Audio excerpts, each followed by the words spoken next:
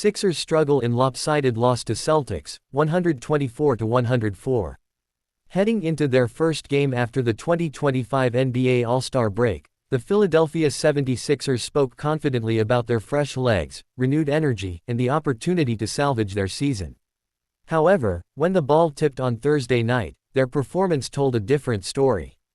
The Boston Celtics steamrolled them in a 124-104 rout, exposing a lack of effort and defensive intensity that made Philadelphia look completely overmatched against the defending champions. Boston's offense overwhelms Philadelphia's defense.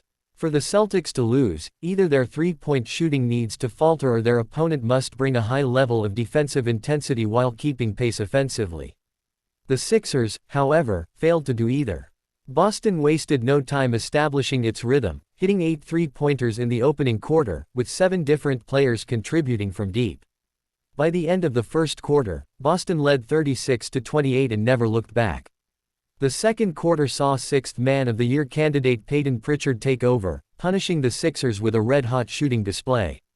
Philadelphia's defensive rotations were sluggish, and the lack of perimeter mobility, especially with Andre Drummond on the floor, proved costly. The Celtics torched the Sixers from deep, exploiting mismatches and poor defensive assignments. By halftime, Boston had 72 points on the board, and their traveling fans in the Wells Fargo Center made their presence felt. The Sixers, on the other hand, looked lost, despite coming off 2 days of practice. A game that should have been treated as a must-win quickly turned into an effortless statement victory for Boston. Eric Gordon's injury status remains uncertain. Eric Gordon missed another game due to a right wrist sprain, and head coach Nick Nurse provided a concerning update before tip-off. "He's seen 2 specialists, and they still don't know what to do," Nurse said. "There's a problem with it. They're trying to decide the right course of action, but we're just unclear right now." Gordon, 36, had found his groove in Philadelphia's rotation before the injury, providing much-needed floor spacing and veteran leadership. If he misses significant time, it will be a major blow to a team already struggling with depth.